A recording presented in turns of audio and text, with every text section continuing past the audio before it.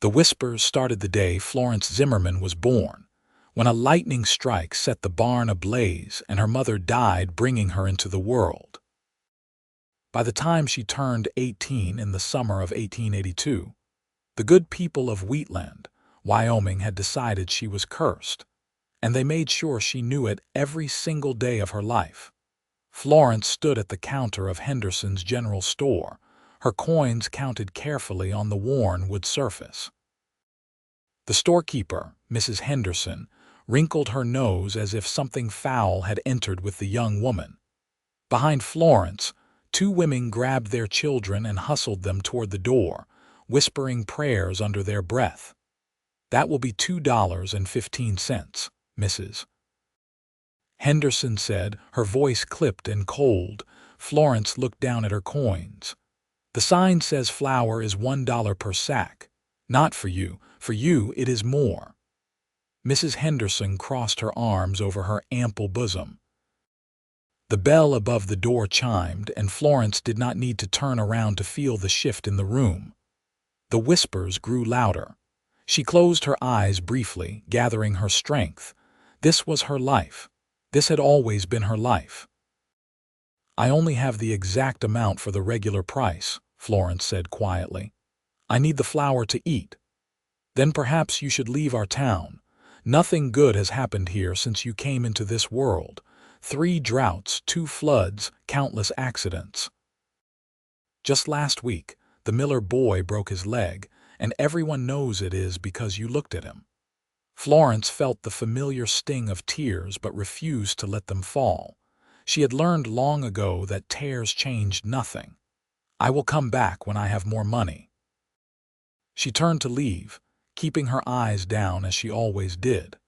The crowd parted as if she carried plague. Florence pushed through the door into the bright summer sunlight, blinking against the glare. The main street of Wheatland stretched before her, dusty and lined with wooden buildings that seemed to lean away from her as she passed. That night, Florence sat in the small cabin her father had left her when he died 2 years ago. He had been the only person who ever showed her kindness, and his loss had left her completely alone.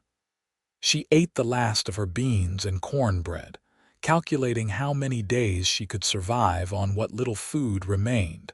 A knock at the door startled her. No one ever came to her door. No one except those who came to blame her for their latest misfortune. Florence approached cautiously, her heart hammering in her chest. "Miss Zimmerman." The voice was male, unfamiliar, and surprisingly gentle. She cracked the door open, keeping the chain latched. In the fading light, she could make out a tall figure, broad-shouldered and wearing a cattleman's hat. His face was shadowed, but something about his posture suggested ease rather than threat. "Who are you?" she asked. "Name is Ryder Yates. I heard what happened at the store today. Thought you might could use this." He held up a sack of flour. Florence stared at the offering as if it might be a snake. "Why would you do that?" "Because it is wrong what they are doing to you." His voice was steady, matter of fact. "You do not know me. You do not know what I am. I know you are a young woman who was trying to buy flour at a fair price. That is all I need to know." Florence felt something crack inside her chest, some wall she had built to protect herself from the constant rejection. "They will turn on you if you help me. They will say you are cursed now too." Through the crack in the door, she saw him shrug, his broad shoulders rising and falling with easy confidence. "Let them say what they want. I have never been one to follow the crowd." Against her better judgment, Florence unlatched the chain and opened the door wider. The man standing on her porch was perhaps 24 or 25, with strong features tanned dark from the sun. His eyes were a startling blue, and they looked at her with something she had not seen in so long she barely recognized it. Simple human kindness. "I cannot pay you back," she said. "Did not ask you to." He extended the sack of flour. "Go on, take it." Florence accepted the flour, her fingers brushing his for just a moment. He did not flinch away. He did not make a sign against evil. He just smiled, a genuine smile that reached his eyes and made something warm bloom in her chest despite all her defenses. "Thank you," she whispered. "You are welcome, Miss Zimmerman." He tipped his hat and turned to leave. "Wait," Florence called before she could stop herself. He paused, looking back at her with those calm blue eyes. "Why are you in Wheatland? I have not seen you before." "Just got hired on at the Double R Ranch about 5 miles west of here. Came into town for supplies." He shifted his weight, hooking his thumbs in his belt. "Heard some interesting stories about you while I was at the saloon." Florence felt her face flush with shame. "I can imagine. They said you caused old Mr. Peterson's death last month just by walking past his house." "I know what they say." Her voice came out sharper than she intended. "Well, I also know that Mr. Peterson was 87 years old and had been sick for near about 3 years. Seems to me like he died of being old and sick, not because a young woman walked by his house." Ryder's voice held a note of something that might have been anger, but it was not directed at her. Florence did not know what to say. No one had ever defended her before. No one had ever questioned the stories. "Anyway," Ryder continued, "I should let you get back to your evening. Just wanted to make sure you had what you needed." He walked away into the gathering darkness, and Florence stood in her doorway holding the sack of flour, feeling something dangerous and terrifying take root in her heart. Hope. The next Sunday, Florence made the mistake of going into town again. She needed thread and needles. As she took in mending work from the few people who would tolerate her presence long enough to drop off their torn clothes and pick them up later, always leaving the money on her porch rather than handing it to her directly. She was walking past the church when the service let out. Florence knew she should have timed her trip better, but she had thought she could slip by unnoticed. She was wrong. "There she is," someone shouted. "The devil's daughter." Florence kept walking, her head down, her hands clutching her empty basket.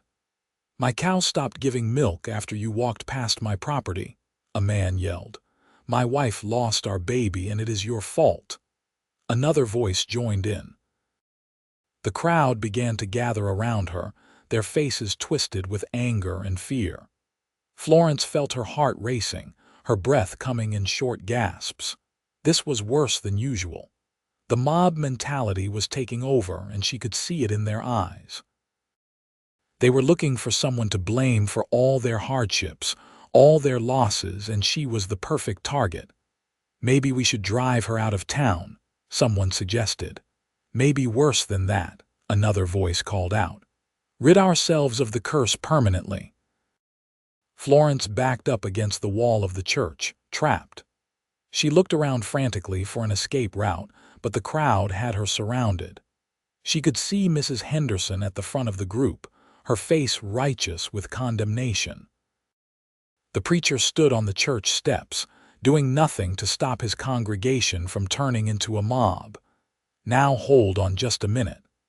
The voice cut through the angry murmurs like a knife through butter. The crowd parted, and Ryder Yates walked through, his hand resting casually on the revolver at his hip. He was not pointing it at anyone, but the implied threat was clear. "Seems to me like this young lady has not done anything to warrant this kind of treatment." "Stay out of this, stranger," someone warned. "You do not know what she is." "I know she is a human being who deserves to walk down the street without being threatened by a mob." Ryder positioned himself between Florence and the crowd.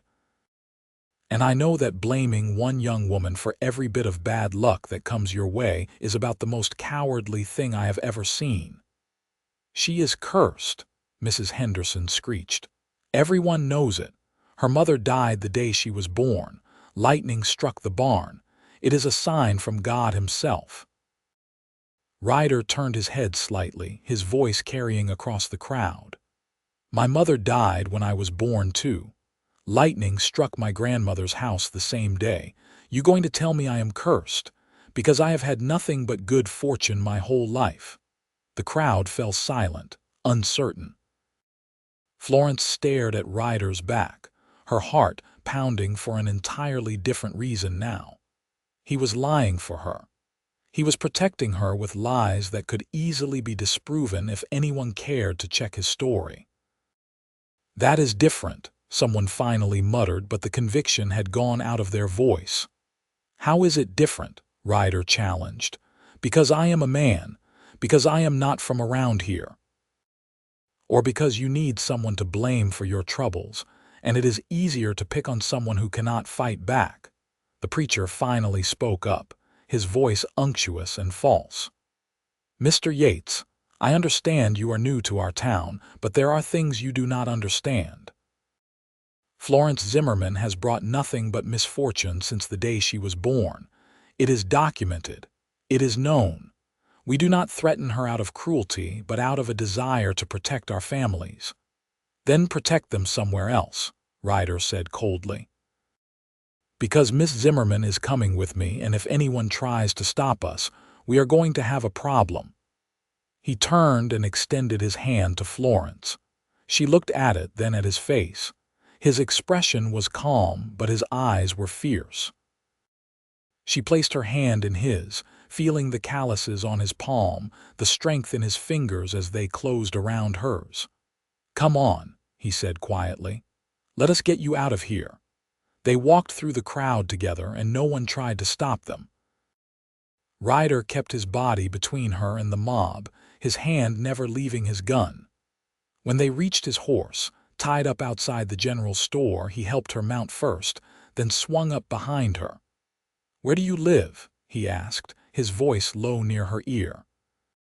She gave him directions, acutely aware of his arms around her as he guided the horse. Her body was rigid with tension, still braced for attack. They rode in silence for a while, the horse's hooves raising small clouds of dust on the dry road. "You should not have done that," Florence finally said. "They will make your life difficult now. They can try. I am serious. You do not understand how they are. They will find ways to make you suffer for helping me." Ryder was quiet for a moment, and she felt rather than saw him shake his head. "I have been a lot of places, seen a lot of things. I have learned that the measure of a man is not what he does when everyone is watching and approving, but what he does when it is hard, when it costs him something." "Why do you care?" The question burst out of her before she could stop it. "You do not even know me.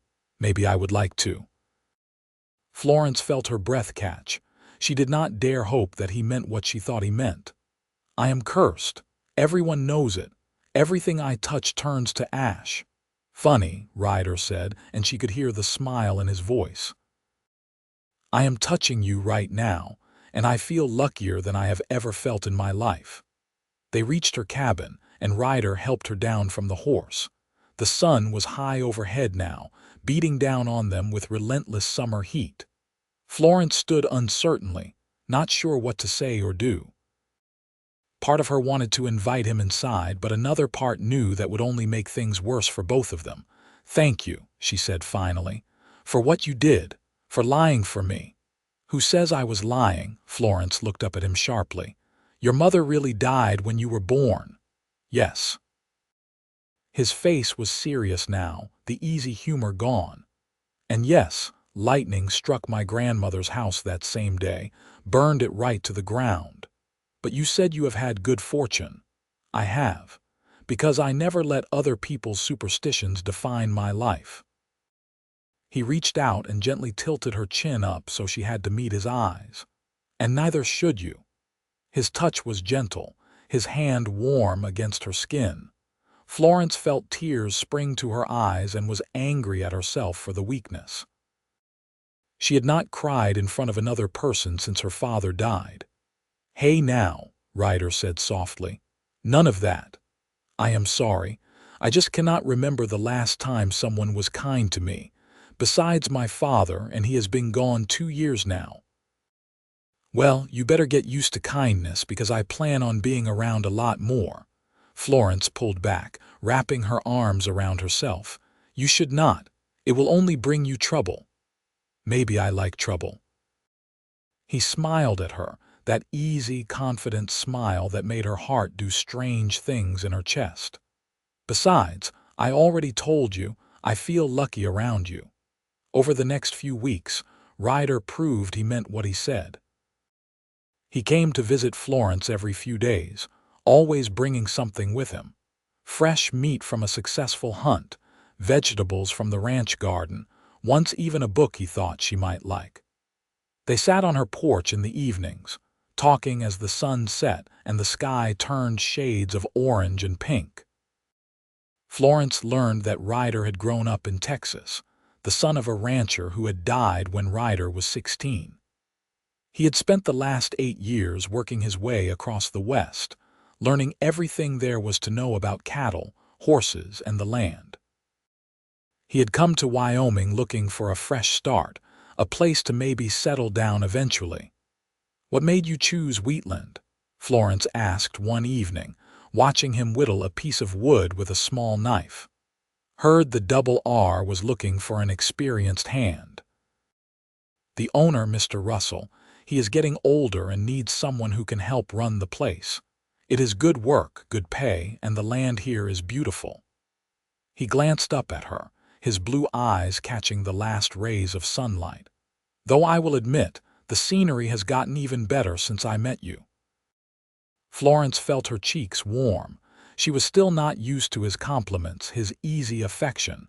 No one had ever treated her this way before. "You are a shameless flirt, Ryder Yates. Only when I mean it." He set down the wood and knife, dusting his hands off on his pants. "Florence, I need to ask you something, and I want you to answer me honestly." Her heart began to pound. "All right." "You believe you are cursed?" The question hung in the air between them. Florence opened her mouth to answer, then closed it again. No one had ever asked her that before. They had all just told her what she was. "I do not know," she finally admitted. "I do not want to believe it, but how else do I explain everything that has happened? My mother dying, the barn burning, all the bad things that seemed to follow me." Ryder leaned forward, his elbows on his knees. "I will tell you what I see. I see a young woman who has been blamed for coincidences and natural events her whole life. Your mother dying in childbirth was a tragedy, but it happens. It happened to my mother.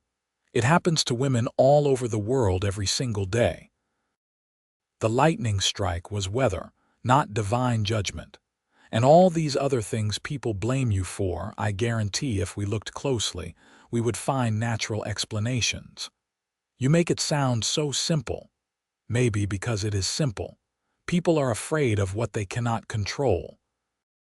Bad things happen and they want someone to blame. You were an easy target." He reached out and took her hand, his thumb stroking across her knuckles. "But I do not see a curse when I look at you. I see a woman who has survived despite everything the world threw at her. I see strength and grace and a kindness you have no reason to still possess, but you do. That is not a curse, Florence. That is a miracle." Florence felt tears slip down her cheeks. "How can you see me that way? How can you not be afraid?" "Because I am choosing to see the truth instead of the superstition." He wiped her tears away with his thumb, his touch infinitely gentle. "And the truth is, I am falling in love with you." The words hung in the air between them, huge and terrifying and wonderful. Florence could not breathe, could not think. No one had ever said those words to her before. "You cannot," she whispered. "You do not know what you are saying." "I know exactly what I am saying. I love you, Florence Zimmerman. I love your strength. I love your courage. I love the way you have refused to become bitter despite everything you have endured. I love the way you smile, those rare times when you let yourself smile. I love everything about you. Ryder, if you stay with me, they will make your life hell. Let them try." His voice was fierce now, his jaw set with determination. "I am not afraid of small-minded people with their superstitions. But what if they are right? What if I really am cursed? What if something terrible happens to you because of me?" Ryder stood and pulled her to her feet, his hands on her shoulders, his eyes intense as they looked into hers. "Then it will be worth it. Because knowing you, loving you, that is worth any risk. I would rather have one day with you than a lifetime playing it safe." Florence felt something break open inside her, some dam that had been holding back years of loneliness and pain. She threw her arms around his neck and kissed him, pouring everything she had into that kiss. All her fear, all her hope, all her desperate, terrified love. Ryder kissed her back, his arms wrapping around her waist, pulling her close. He kissed her like she was precious, like she was treasure, like she was anything but cursed. When they finally pulled apart, both breathing hard, Ryder rested his forehead against hers. "Marry me." Florence's eyes flew open. "What? Marry me right now, tomorrow, as soon as we can arrange it? Ryder, you are insane. No preacher in town would marry us." "Then we will find one who will. We will go to Cheyenne if we have to, or Denver. I do not care where or how, but I want you to be my wife, Florence. I want to wake up next to you every morning and fall asleep beside you every night. I want to build a life with you, a real life, where you never have to be afraid again. People will say terrible things. People always say terrible things. That does not change how I feel about you." Florence looked into his eyes and saw nothing but sincerity and love. She thought about her life, about the endless loneliness, the constant rejection, the way she had learned to make herself small and invisible just to survive. And then she thought about Ryder, about the way he made her feel seen and valued and loved, about the way he had stood between her and a mob, about the way he looked at her like she was the best thing that had ever happened to him. "Yes," she whispered. "Yes. Yes, I will marry you, Ryder Yates. I will marry you and love you and try every day to believe that I am not cursed." Ryder let out a whoop of joy and spun her around, both of them laughing. When he set her down, he kissed her again, slower this time, savoring it. "I promise you," he said against her lips, "I will spend every day of the rest of our lives proving to you that you are not cursed, that you are the best luck I ever had." They were married a week later in Cheyenne, at a small church where the preacher did not know Florence's reputation and saw only two young people in love. The ceremony was simple, with no guests and no celebration, but to Florence, it was the most beautiful day of her life. She wore a dress that had been her mother's, one of the few things her father had saved from the fire. It was old-fashioned and needed some mending, but when Ryder saw her in it, his eyes filled with tears. "You are the most beautiful thing I have ever seen," he said, his voice rough with emotion. The preacher said the words and they exchanged vows. When Ryder slipped the simple gold band onto her finger, Florence felt like she was stepping into a new life, shedding the old skin of curse and condemnation and becoming someone new. Ryder's wife, Ryder's partner, Ryder's love. "I now pronounce you man and wife," the preacher said with a smile. "You may kiss your bride." Ryder did not need to be told twice. He pulled Florence into his arms and kissed her soundly, and for the first time in her life, she felt like she belonged somewhere, like she had come home. They spent their wedding night at a small hotel in Cheyenne, and Ryder was gentle and patient with Florence, who had never been touched with anything but fear and anger before. He made love to her like she was precious, like she was worthy, and afterward, as they lay tangled together in the darkness, Florence cried tears of joy. "Hey," Ryder whispered, stroking her hair. "What is wrong? Nothing is wrong. Everything is right. For the first time in my entire life, everything is right." He kissed her temple and held her closer. "Get used to it, Mrs. Yates, because I plan on making you this happy every single day." The next morning they returned to Wheatland, and Florence knew immediately that trouble was waiting for them. The news of their marriage had somehow preceded them, and the entire town seemed to be gathered in the street when they rode in on Ryder's horse. "Here we go," Ryder murmured. "Just stay close to me." They dismounted in front of the general store, Ryder's hand never leaving Florence's. The crowd was silent, watching them with expressions ranging from shock to anger to something that might have been fear. Finally, Mr. Henderson, the storekeeper's husband, stepped forward. "Yates, are you out of your mind? You married that girl." "I married my wife, yes." Ryder's voice was calm but firm. "Her name is Florence and she is Mrs. Yates now, and I expect everyone in this town to treat her with the respect she deserves." A murmur ran through the crowd. Mrs. Henderson pushed her way to the front, her face red with indignation. "You have doomed yourself, young man. That girl is cursed, and now you will be too. Mark my words, tragedy will follow you now." "Funny thing about that," Ryder said conversationally. "See, I already told you all that my mother died when I was born, and lightning struck my grandmother's house the same day. If Miss Zimmerman, sorry, Mrs. Yates, if she is cursed for that happening to her, then I should be cursed too, right? But I am not. I have had nothing but good fortune in my life, so maybe, just maybe, you all need to reconsider your superstitious nonsense." "This is different," someone shouted from the back of the crowd. "How? Explain to me how it is different." Ryder looked around at all the faces, challenging them. "Go on, I am waiting." No one could seem to come up with an answer. The silence stretched out, uncomfortable and charged with tension. Then Mr. Russell, the owner of the Double R Ranch, pushed his way through the crowd. He was a big man in his 60s, with iron gray hair and a stern face. Florence had never spoken to him, but she knew who he was. Everyone in Wheatland knew Mr. Russell. He was one of the most powerful men in the county. "Yates," Mr. Russell said, his voice gruff. "Is it true? You married this girl?" "Yes, sir, I did."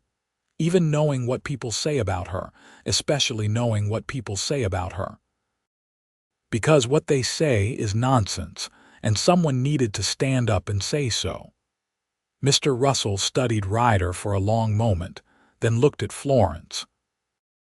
She forced herself to meet his eyes, though every instinct screamed at her to look away, to make herself small and invisible like she had always done. "Mrs. Yates," Mr. Russell said, and Florence nearly gasped at the sound of her new name spoken with respect instead of scorn. "Do you love this fool?" "Yes, sir," she whispered, "more than anything." "And you, Yates, you love her, with everything I have." Mr. Russell nodded slowly. "Then I reckon congratulations are in order."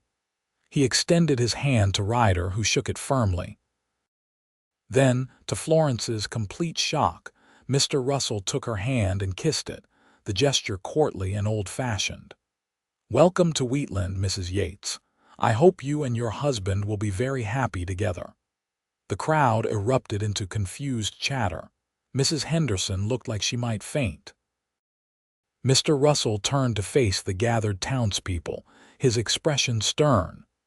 "Now, I do not know about the rest of you, but I am tired of this superstitious foolishness. I have lived in Wheatland for 40 years.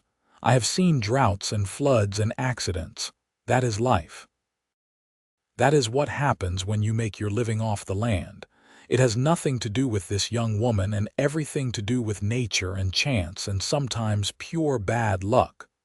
"But Mr. Russell," the preacher spoke up, "surely you cannot deny the signs." "What signs?" "A woman dying in childbirth.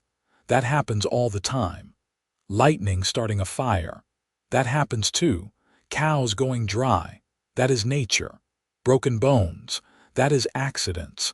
You are all looking for someone to blame because it makes you feel like you have control over things you cannot control. But you are wrong, and you are being cruel to an innocent young woman who has done nothing to deserve your scorn." Mr. Russell's voice rang out across the street, and Florence felt tears streaming down her face again. Two people defending her. Two people saying she was worth defending. It was more than she had ever dared to dream. From now on, Mr. Russell continued, Mrs. Yates is to be treated like any other resident of this town. That means fair prices at the store, Henderson. He fixed the storekeeper with a hard look. It means no more mobs and no more threats. It means treating her with basic human decency. Anyone who has a problem with that can take it up with me. Is that clear? The crowd murmured agreement, though Florence could see resentment on many faces. They did not believe Mr. Russell. They still thought she was cursed. But at least now they would be afraid to act on it. Thank you, sir, Ryder said quietly. That means more than I can say. You are a good worker, Yates, and a decent man. I do not want to lose you because some fools cannot let go of their superstitions. Mr. Russell clapped Ryder on the shoulder. You and your wife should come to dinner at the ranch sometime. My wife would enjoy the company. As Mr. Russell walked away, the crowd began to disperse, though Florence could hear the whispers following them. She leaned into Ryder's side, suddenly exhausted. Come on, Ryder said gently. Let us go home. Home. The word still felt strange and wonderful. They rode to Florence's cabin, which would be their home until they could figure out something better. It was small and worn, but Ryder did not seem to care. We will fix it up, he said, looking around with a critical eye. Make it comfortable. Eventually, we will build something bigger, but this will do for now. Over the next few months, life settled into a new pattern. Ryder worked at the Double R during the day, and Florence kept the house and tended a small garden. She still did mending work for those who would hire her, though she noticed a slight increase in customers after Mr. Russell's public defense of her. Ryder came home every evening, and they ate dinner together, talking about their days. He told her about the cattle and the horses, about the other ranch hands and their personalities. She told him about the garden and the mending work and slowly, carefully, began to share stories about her childhood, about her father and the few happy memories she had managed to hold onto despite everything. On Sundays, they did not go into town. Ryder said he had no desire to sit in a church full of hypocrites, and Florence was happy to avoid the judgment and the whispers. Instead, they spent Sundays together, walking along the creek that ran near their property, or sitting on the porch reading, or just lying in bed and talking for hours. Ryder made love to her like she was precious, and slowly, Florence began to believe that maybe she was. Maybe she was not cursed. Maybe she was just a woman who had been blamed for circumstances beyond her control. Maybe Ryder was right, and she was actually lucky because she had survived, and she had found love, and she had a future that looked bright instead of dark. One evening in late October, Florence was in the garden harvesting the last of the vegetables before the first hard frost when she heard horses approaching. She straightened, her hand instinctively going to her throat. Visitors were still a rare and usually unwelcome occurrence. But it was Ryder, home earlier than usual, and Mr. Russell was with him. Both men looked serious, and Florence felt her stomach clench with anxiety. "What is wrong?" she asked as Ryder dismounted and came to her side. "Nothing is wrong," he assured her, taking her hand. "Mr. Russell just wanted to talk to us about something."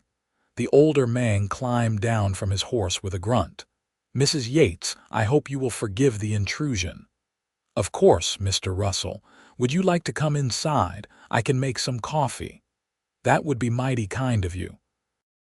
They went into the small cabin, and Florence busied herself with the coffee while the men settled at the table.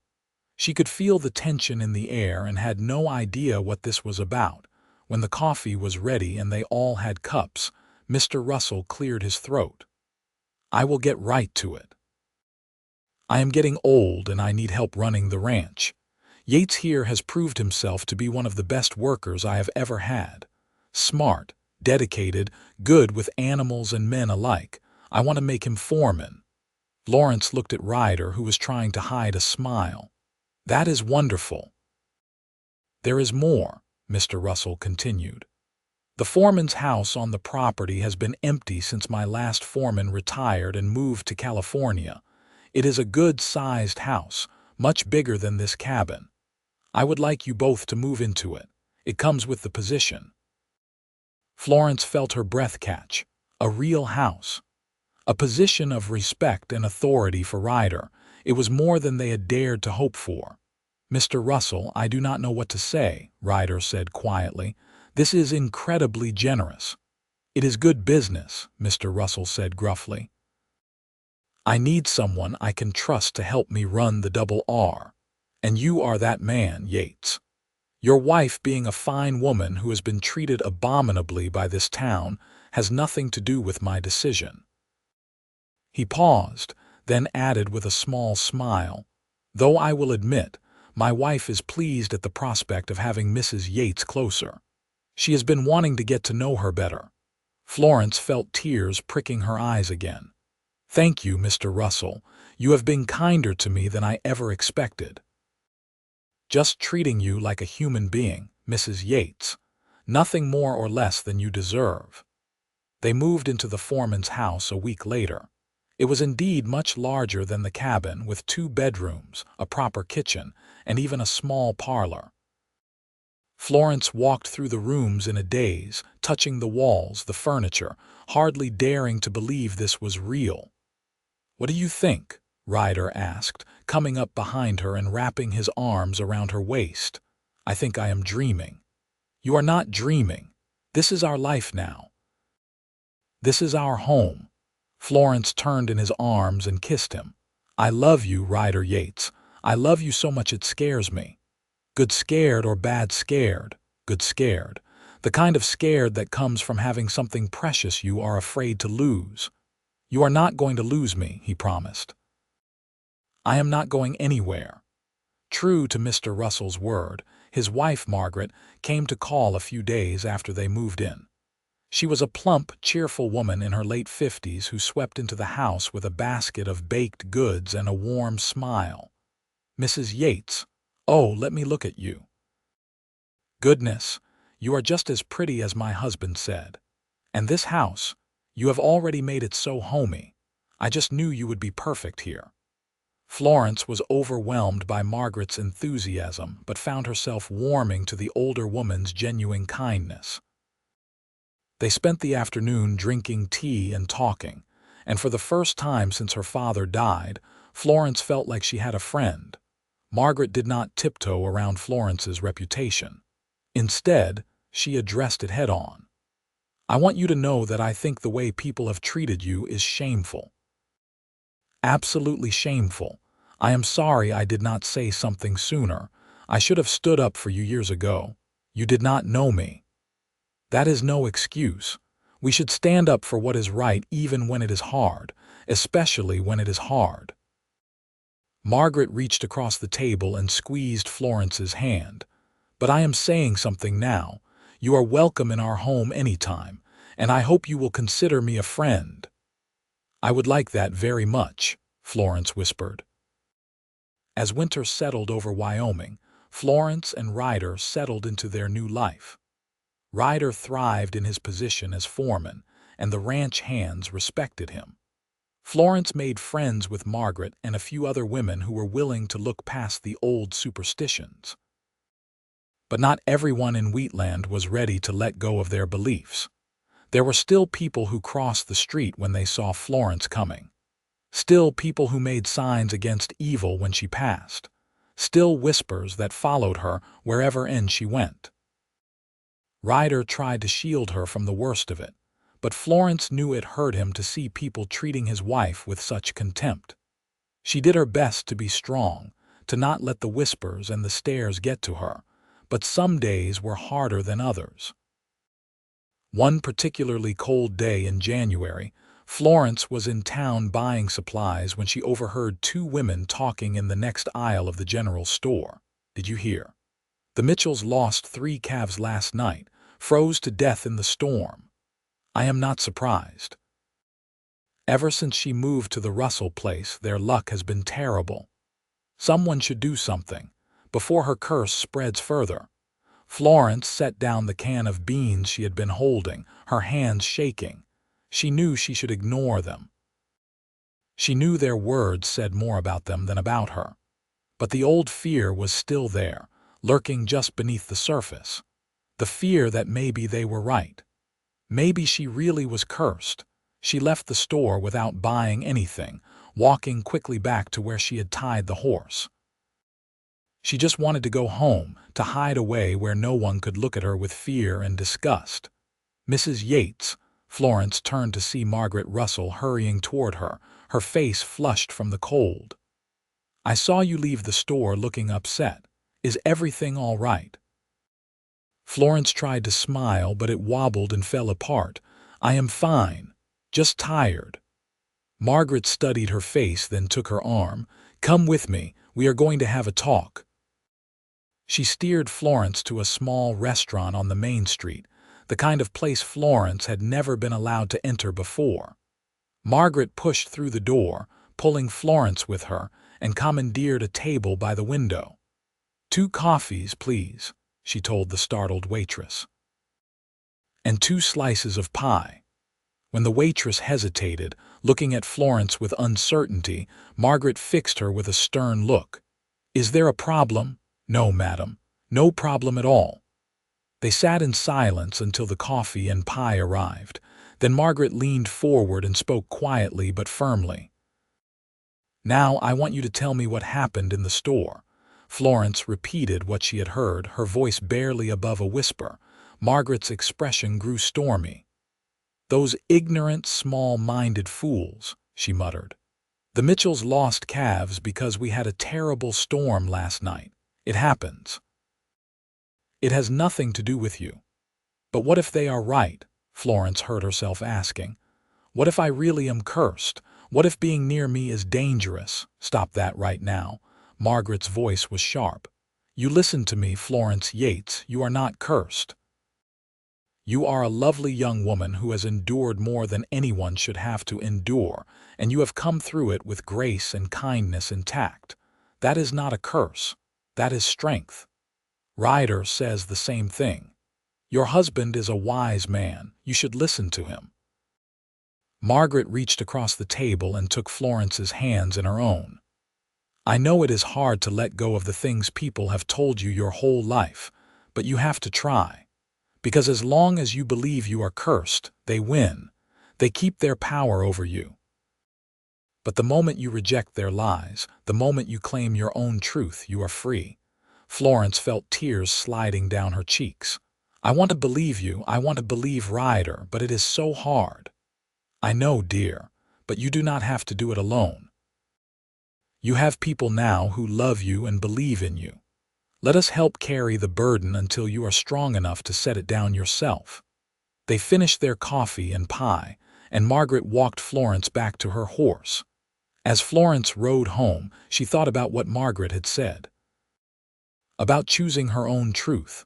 About being free. That night she told Ryder everything that had happened. He held her close, his arms strong and steady around her. "I hate that they still have this power over you," he said quietly. "I hate that their words can still hurt you. I hate it too. But Margaret said something today that made me think. She said I have to choose to reject their lies, that I have to claim my own truth. She is right." Florence pulled back so she could look at his face. "What is my truth, Ryder? How do I know what is real and what is just what I have been told?" Ryder cupped her face in his hands, his thumbs stroking her cheeks. "Your truth is that you are strong and beautiful and kind. Your truth is that you survived things that would have broken a lesser person. Your truth is that you are loved deeply and completely by a man who thinks you are the best thing that ever happened to him. Your truth is that you deserve happiness and peace and a life free from fear. I want to believe that. Then believe it. Choose to believe it even when it is hard. Even when the whispers start again. Even when doubt creeps in. Choose to believe that you are not cursed but blessed. Because you are, Florence. You are blessed with courage and grace and a capacity for love that astounds me every single day." Florence kissed him then, pouring all her love and gratitude and fragile hope into the kiss. And for that moment at least, she believed him. She believed she was not cursed. She believed she was blessed. Spring came to Wyoming with a rush of green and the sound of calves bawling in the pastures. The Double R had a good calving season, with minimal losses and strong, healthy stock. The ranch hands joked that Ryder had brought good luck when he became foreman, and Florence noticed that no one mentioned curses or bad fortune. She was working in her garden one April afternoon, planting seeds for vegetables, when Margaret came riding up on her gentle mare. "Florence, I have news." Florence stood, brushing dirt from her hands. "What kind of news?" Margaret dismounted, her face flushed with excitement. "The school teacher, Miss Patterson, is leaving to get married. The town needs a new teacher and I suggested you for the position." Florence felt her stomach drop. "Margaret, no one would want me teaching their children." "That is where you are wrong. The school board met last night and they voted. You have the position if you want it." "That is impossible." "It is not impossible. It is what should have happened a long time ago." Margaret took Florence's hands, her expression serious now. "You are educated, Florence. Your father made sure of that. You are patient and kind. You would be an excellent teacher. And it is time this town started making amends for how they have treated you." Florence felt hope and fear warring in her chest. What if the parents refuse to send their children? What if they still believe I am cursed? Then they will have to teach their children themselves. But I do not think it will come to that. People are slowly starting to see reason. It has been months since anyone has blamed you for anything. The ranch is doing well. Nothing terrible has happened. Maybe they are finally ready to admit they were wrong. Or maybe they are just afraid of Mr. Russell." Margaret laughed. "Maybe a little of that too. But does it matter why, as long as the result is the same? You have a chance here, Florence, a chance to be part of this community. A chance to make a real difference in children's lives. Do not let fear hold you back." Florence thought about it for a long moment. Teaching had always been a secret dream of hers, something she had never dared to hope for. But here was the opportunity, being handed to her like a gift. "I will do it," she said finally. "I will try." Margaret hugged her tightly. "Oh, I am so proud of you. You are going to be wonderful." When Ryder came home that evening, Florence told him about the teaching position. He swept her up in his arms and spun her around, both of them laughing. "That is incredible. I knew they would see sense eventually. Margaret says the school board voted for me, but I am still nervous. What if parents pull their children out? What if they refuse to let me teach? Then those children will miss out on having an excellent teacher. But I do not think that is going to happen. I think people are ready to move past their old superstitions." He set her down and kissed her forehead. "You are going to be amazing, Florence. Those kids are lucky to have you." The school term started in September, and Florence spent the summer preparing lessons and reading everything she could get her hands on about teaching methods. Margaret helped her set up the small schoolhouse, and together they scrubbed and organized until everything was perfect. On the first day of school, Florence stood in front of the empty classroom, her stomach churning with nerves. What if no one came? What if all her preparation was for nothing? But then the door opened and a young boy walked in, his mother behind him. The woman met Florence's eyes and gave a small nod. "This is my son, Tommy. He is 7 years old and ready to learn." More children came after that, some with parents, some on their own. By the time Florence rang the bell to start the day, she had 15 students ranging in age from 6 to 13. It was not a large class, but it was more than she had dared to hope for.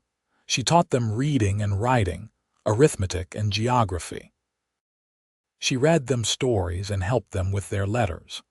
And slowly, She watched them lose their initial wariness and start to see her as just their teacher, not as someone cursed or dangerous. One day in late October, young Tommy raised his hand. "Mrs. Yates, why do some people say you are cursed?" The room fell silent. Every child turned to look at her, their faces curious but not afraid. Florence took a deep breath, deciding to answer honestly. "Because when I was born, my mother died and lightning struck a barn and burned it down. Some people believed that meant I was cursed by God. They blamed me for bad things that happened in town." "But you did not cause those things, right?" a girl named Sarah asked. "You were just a baby." "That is right. I did not cause any of those things. They were just sad coincidences that happened at the same time." "Then why did people say you were cursed?" Tommy persisted. Florence chose her words carefully. "Sometimes, when people are scared or hurting, they look for someone to blame. It makes them feel like they have control over things they cannot control. I was an easy person to blame because of the circumstances of my birth." "That does not seem fair," Sarah said. "No, it was not fair. But life is not always fair. The important thing is that I did not let what people said define who I was. I kept being kind even when people were not kind to me. I kept trying even when things were hard. And eventually, good people like your parents gave me a chance to show who I really am." "My mama says you are a good teacher," Tommy said. "She says she is glad I am in your class." Florence felt tears prick her eyes. "Thank you, Tommy. That means more to me than you know." As the school year progressed, Florence found a sense of purpose and belonging she had never experienced before. The children loved her, and more importantly, they learned. Parents began to smile at her on the street instead of crossing to the other side. The whispers did not stop entirely, but they quieted. That Christmas, Florence and Ryder were invited to the town's holiday celebration for the first time. Florence was terrified, but Ryder held her hand and walked into the decorated town hall with his head held high. To Florence's amazement, people greeted them warmly. Mrs. Henderson even came over to apologize, her eyes downcast with shame. "I was wrong about you, Mrs. Yates. I let superstition and fear guide my actions, and I am sorry. You have proved yourself to be a fine woman and an excellent teacher. I hope you can forgive me." Florence looked at the woman who had made her life so difficult, who had charged her unfair prices and turned others against her. She could have held onto her anger and no one would have blamed her. But what good would that do? "I forgive you, Mrs. Henderson. Thank you for saying so." As the evening wore on, Florence danced with Ryder, surrounded by people who were finally treating her like she belonged. She thought about how far she had come, from the frightened girl who could not buy flour at a fair price to this moment, dancing at a town celebration, respected and valued. "What are you thinking about?" Ryder asked, spinning her gently. "How lucky I am." He smiled, that smile she loved, the one that made his eyes crinkle at the corners. "Funny, I was just thinking the same thing." In the spring of 1884, Florence discovered she was pregnant. She was terrified at first, remembering how her own mother had died in childbirth, but Ryder and Margaret both assured her that she would be fine. "Medicine has come a long way," Margaret said firmly. "And you are young and healthy. You are going to do just fine." Florence taught school until the end of the term, and then she spent the summer preparing for the baby. Margaret helped her sew clothes and set up a nursery in the second bedroom. Ryder built a beautiful cradle from oak wood, carving intricate designs into the sides. The baby came in early October after a long but manageable labor. Florence held her son in her arms and cried, overwhelmed with love and relief. He was perfect, with his father's blue eyes and a shock of dark hair. "What should we name him?"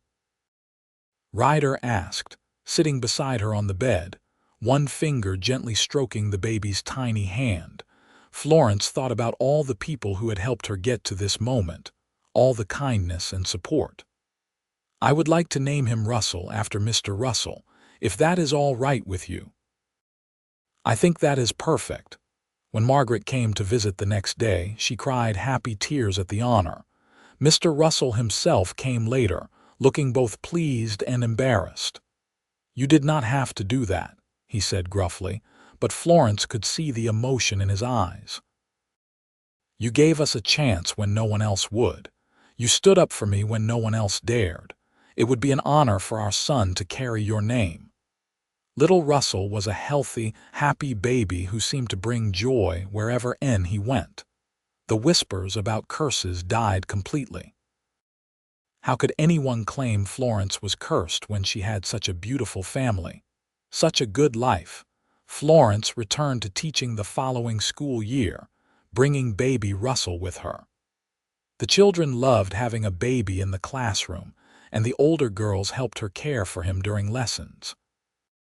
It was not conventional, but it worked. Years passed in a blur of happiness.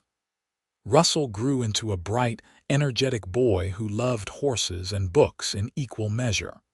Florence and Ryder added a daughter to their family in 1887, a little girl they named Margaret, called Maggie. And then another son in 1889, whom they named Thomas after Florence's father. The town of Wheatland flourished. The whispers about Florence being cursed became old stories that new residents did not even know, relics of a more superstitious time. Florence became known simply as an excellent teacher who had taught most of the children in town at one point or another. In the summer of 1895, on their 13th wedding anniversary, Florence and Ryder sat on their porch watching their children play in the yard. Russell was now 11, a responsible boy who helped his father on the ranch. Maggie was 8, creative and adventurous, always coming home with skinned knees and wild stories. Thomas was 6, quiet and thoughtful, with his mother's gift for reading. "Can you believe it has been 13 years?" Florence asked, leaning her head on Ryder's shoulder. "Seems like yesterday and a lifetime ago all at once." He kissed the top of her head. "Do you remember that first day when I brought you flour? I remember thinking you were either the bravest or the most foolish man I had ever met." "Maybe a little of both," he chuckled. "But I knew from the moment I saw you that you were special, that there was something about you that I needed in my life. Even though I was supposedly cursed, especially because of that, because it meant you needed someone to stand with you. And I wanted to be that person." Florence turned to look at her husband, taking in the lines that time and sun had etched around his eyes, the gray just starting to show in his hair. He was still the most handsome man she had ever seen, but more than that, he was the kindest, the strongest, the most loyal. "You saved me," she said softly.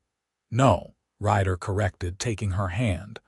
"I just gave you a chance to save yourself. You did all the hard work. You chose to keep being kind when the world was cruel. You chose to believe in possibility when everything told you to give up.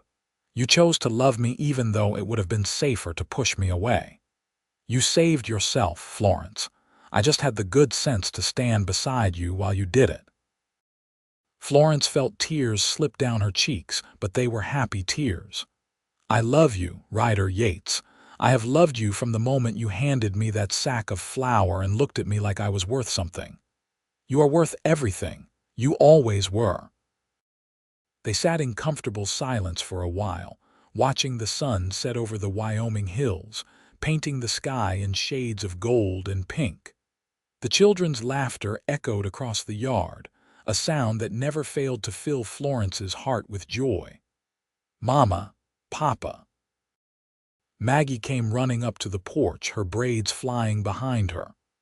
"Russell says I cannot help with the horses tomorrow, but I can, right? Tell him I can. If your brother thinks it is safe, then yes, you can help," Florence said. "But I have to do what he says. He is older and more experienced with the horses. So yes, if you want to help, you have to listen to him." Maggie made a face but nodded.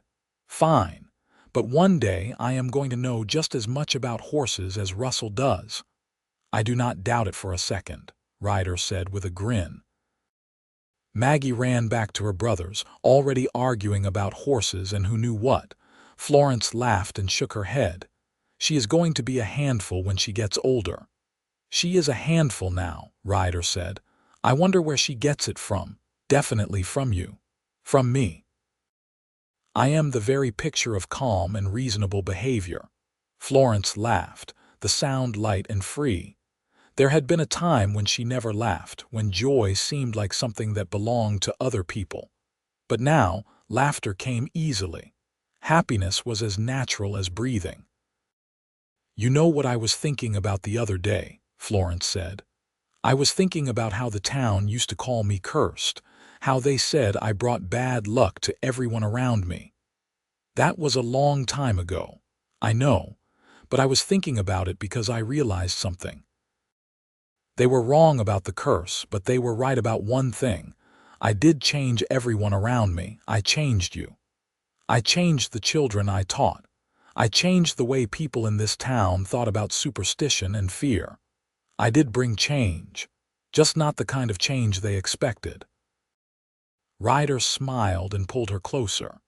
You brought good change. You made everyone better. We made each other better. As the last light faded from the sky and the first stars began to appear, Florence thought about the long journey that had brought her to this moment. From the cursed girl no one would touch to a respected teacher, a beloved wife, a mother to 3 beautiful children, from loneliness and fear to love and belonging. Ryder, she said quietly, thank you. For what? For being fearless when I needed someone to be brave for me. For seeing me when everyone else looked away. For loving me when I did not know how to love myself. For everything. He turned her face toward his and kissed her, slow and sweet and full of 13 years of love and partnership. I should be thanking you. Because marrying you, Florence Yates, was the best luck I ever had. And I would do it again in a heartbeat, curse or no curse, town approval or not. I would choose you every single time.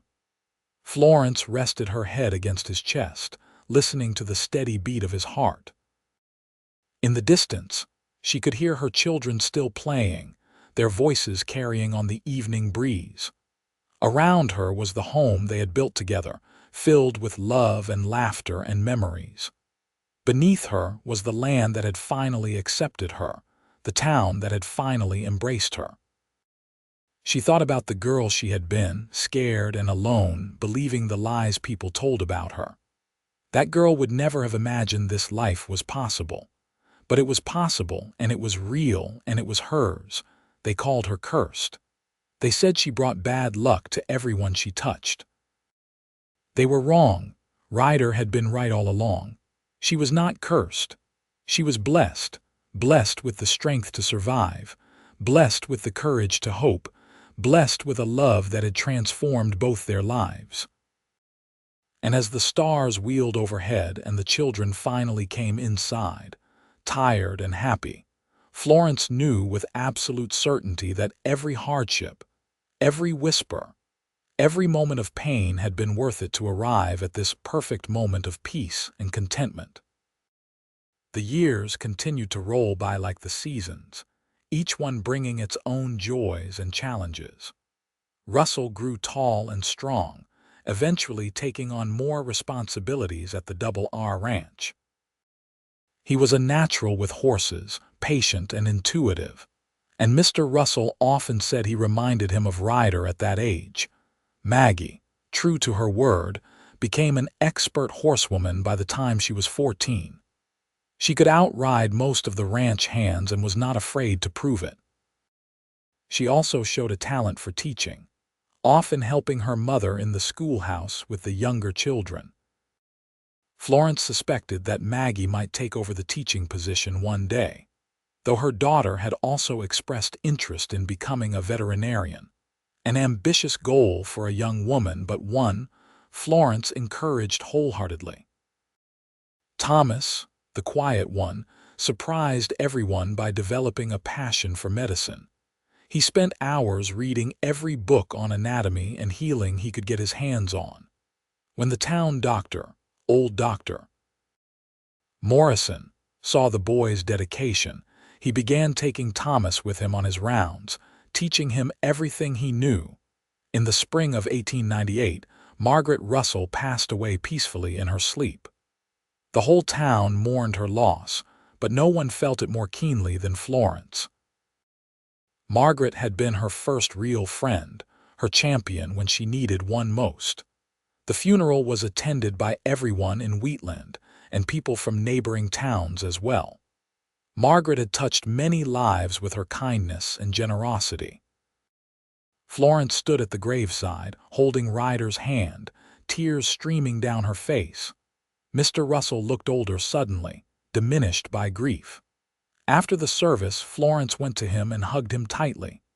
"She loved you like a daughter," Mr. Russell said, his voice rough with emotion. "You brought her so much joy, Florence. I hope you know that." "She brought me joy, too. She was the first person besides Ryder to treat me like I mattered. I will never forget that." Mr. Russell nodded, wiping his eyes. "She would want you to keep teaching, keep making a difference. That is how you honor her memory." "I will. I promise." The loss of Margaret left a hole in the community, but life went on as it always did. Mr. Russell continued to run the ranch with Ryder's help, and there was talk that, when he finally retired, Ryder would take over as the owner. It was a measure of how far they had come that no one questioned whether Ryder and his family deserved such an honor. In the fall of 1900, Russell Jr., now 16, fell in love with Sarah Mitchell, the daughter of the rancher whose calves had frozen all those years ago. Florence was nervous when her son first mentioned his interest in the girl, wondering if the Mitchells would reject him because of Florence's past. But Sarah's parents welcomed Russell with open arms, and the young couple began courting properly. "Does it bother you?" Ryder asked one night as they prepared for bed. "That he is courting a Mitchell girl," Florence thought about it. "No, it actually feels like a kind of completion, do you not think? They once blamed me for their misfortune, and now our families are joining. It is a symbol of how much has changed." "You have a generous heart. I learned it from you." Maggie, at 13, was already turning heads in town, though she seemed oblivious to the attention. She was more interested in horses and books than in boys, which secretly relieved Florence. Let her daughter have a few more years of innocence and freedom before the complications of romance entered her life. Thomas, at 11, continued to shadow Dr. Morrison whenever possible. The old doctor had told Florence that the boy had a gift for healing, a natural calm and steadiness that patients responded to. He was talking about helping Thomas attend medical school in a few years if the family could manage it. "We will manage it," Ryder had said immediately. "Whatever our children need to pursue their dreams, we will find a way." The new century brought changes to Wheatland. More people moved to the area, drawn by the promise of land and opportunity. The railroad expanded, making travel easier. New businesses opened, and the town grew more prosperous. Florence continued to teach, though she was now 40 years old and sometimes felt the weight of the years. Her students still adored her, and she still found joy in watching children learn and grow. But she had also begun training a young assistant teacher, a bright young woman named Elizabeth, who would eventually take over the school when Florence was ready to retire.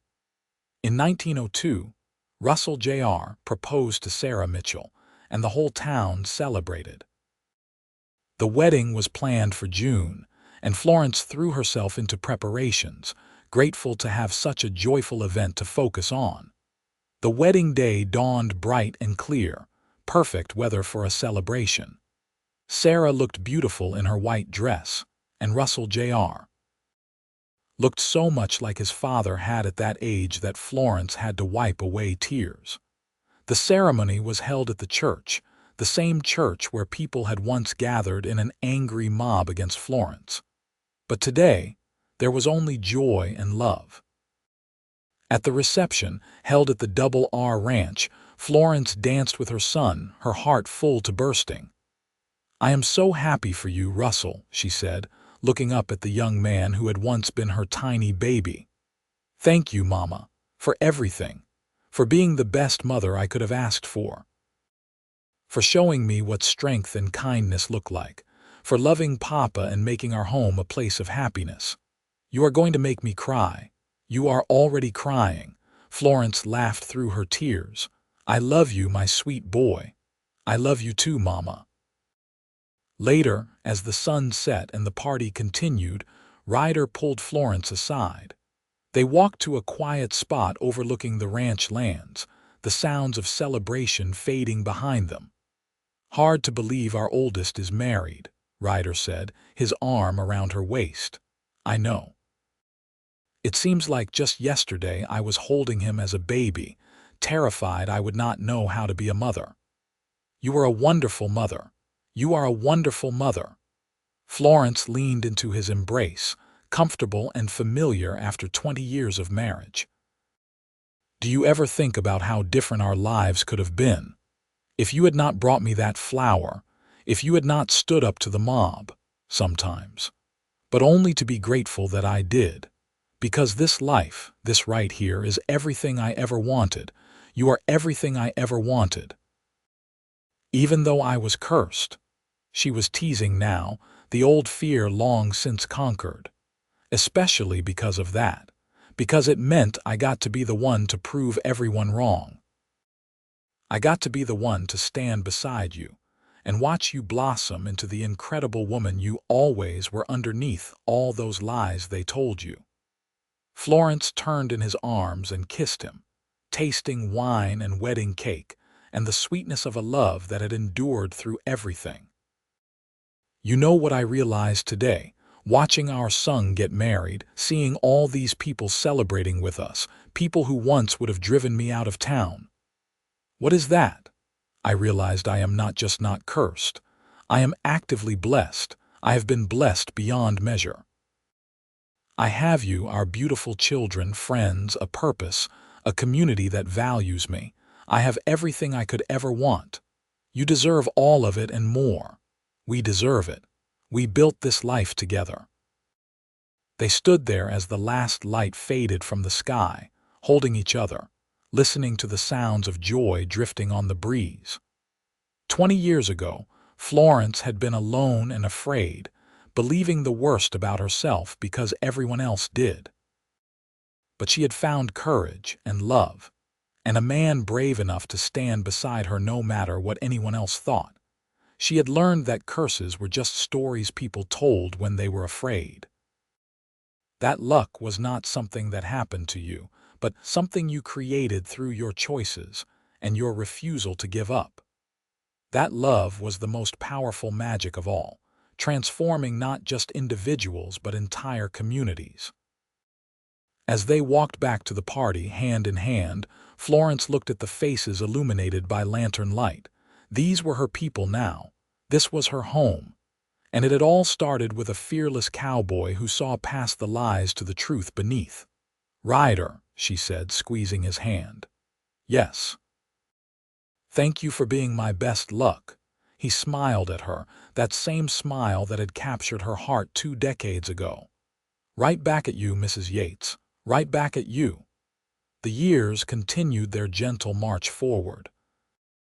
In 1904, Maggie graduated from the normal school in Laramie and returned to Wheatland to become the assistant teacher at the school where her mother still taught. Mother and daughter worked side by side, and Florence felt a deep satisfaction watching Maggie develop her own teaching style, her own relationships with the students. Thomas left for medical school in Chicago in 1906, a bittersweet departure that left Florence crying for days. But his letters home were full of excitement about his studies, and she knew he was following his passion. Mr. Russell passed away in his sleep in 1907, at the age of 84. He left the Double R Ranch to Ryder, a decision that surprised no one but still moved Ryder to tears. The funeral was attended by hundreds of people whose lives the old rancher had touched. Florence and Ryder both spoke, sharing stories of his kindness and his willingness to stand up for what was right, even when it was not popular. "He changed our lives," Florence told the assembled crowd. "He gave us a chance when no one else would. He taught us that one person standing up for justice can make a difference. He will be deeply missed." Owning the ranch brought new responsibilities, but Ryder was ready for them. He had been essentially running the place for years anyway. Russell Jr.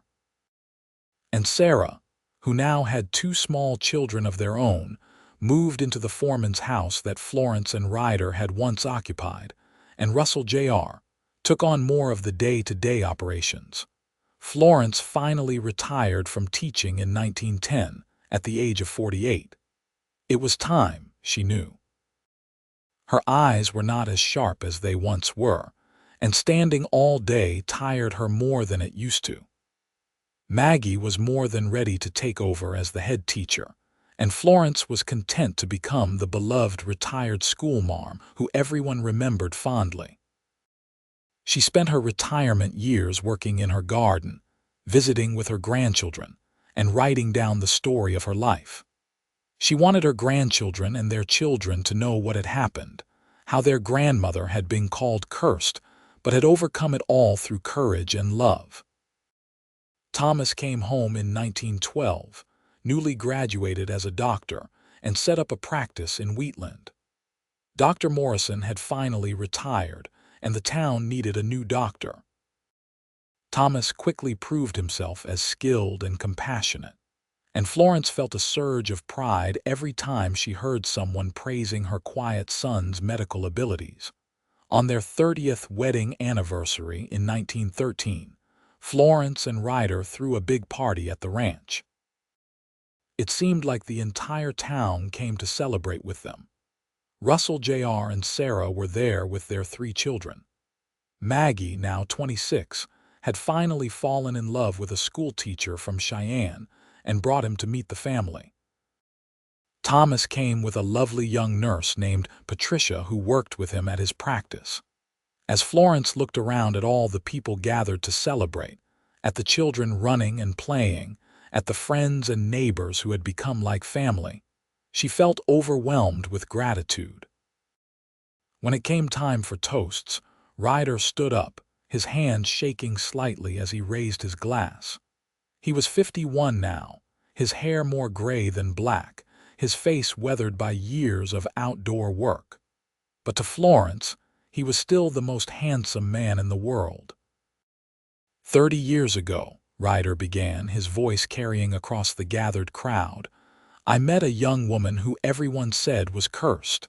They told me to stay away from her. They warned me that nothing good could come from knowing her.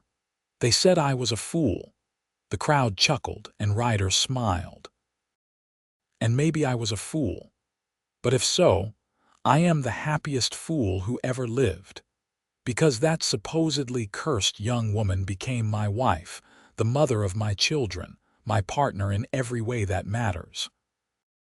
She built this community through her teaching, raised 3 incredible children, and showed everyone what courage and grace really look like.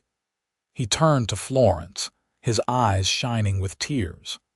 They said you were cursed, Florence, but marrying you was the best luck I ever had.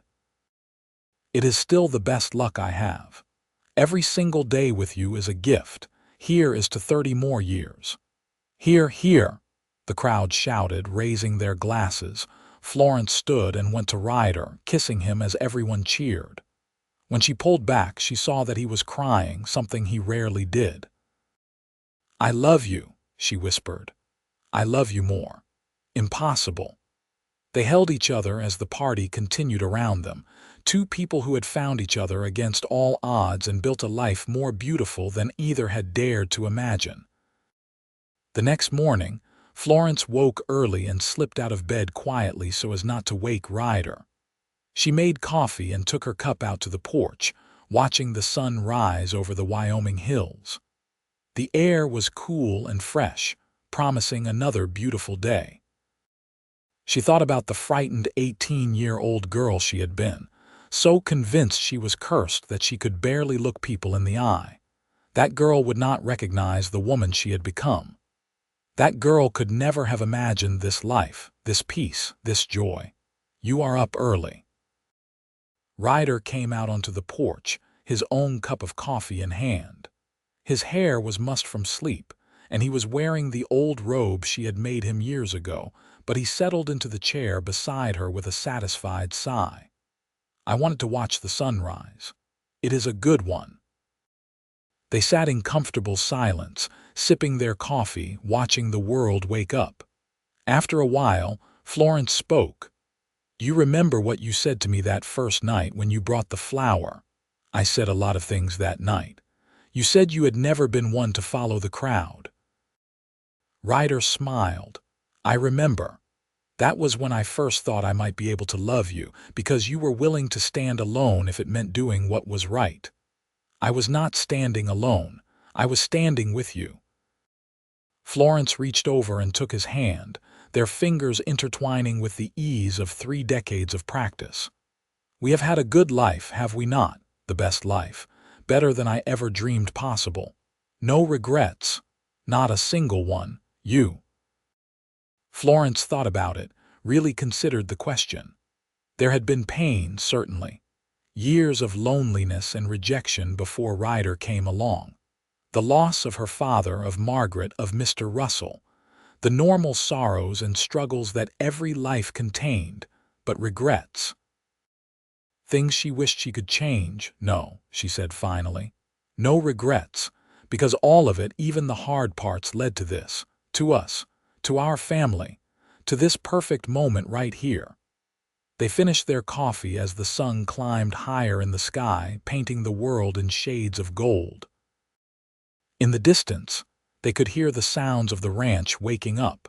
Cattle lowing, horses nickering, the voices of ranch hands starting their day's work. These were the sounds of the life they had built together. Florence thought about legacy, about what they would leave behind when they were gone. They would leave the ranch, prosperous and well-run. They would leave 3 children who were good people, making their own marks on the world. They would leave a community that was better for their presence in it. But more than that, they would leave a story about courage and love. About standing up for what was right, even when it was hard. About refusing to accept other people's definitions and creating your own truth instead. They said she was cursed. They said she would bring bad luck to everyone around her. They said no one would ever love her, that she would die alone and unmourned. They were wrong. The fearless cowboy married her, and it was the best luck either of them ever had. Together, they proved that love was stronger than fear, that courage could overcome superstition, and that one person standing up for another could change the world. And as they sat together on that Wyoming porch, surrounded by the evidence of the beautiful life they had created, they knew that their story would live on long after they were gone, inspiring others to be brave, to be kind, and to believe in the transformative power of love. The sun continued its climb across the endless Wyoming sky, and Florence Yates, once called cursed, but now known as blessed, smiled at her husband and knew with absolute certainty that every moment of struggle had been worth it to arrive at this perfect peace. Their story was not about a curse after all. It was about redemption, about transformation, about the power of one person's belief to change another person's life. It was about the fearless cowboy who saw past the lies and the woman who found the courage to believe him. It was, quite simply, a love story. And it ended exactly as all the best love stories do, with 2 people who loved each other more than anything, growing old together, surrounded by the family and community they had built, content in the knowledge that they had lived fully, loved deeply, and left the world better than they found it. And that, Florence thought as Ryder squeezed her hand and smiled at her with eyes still full of love after 30 years, was the best luck anyone could ever ask for.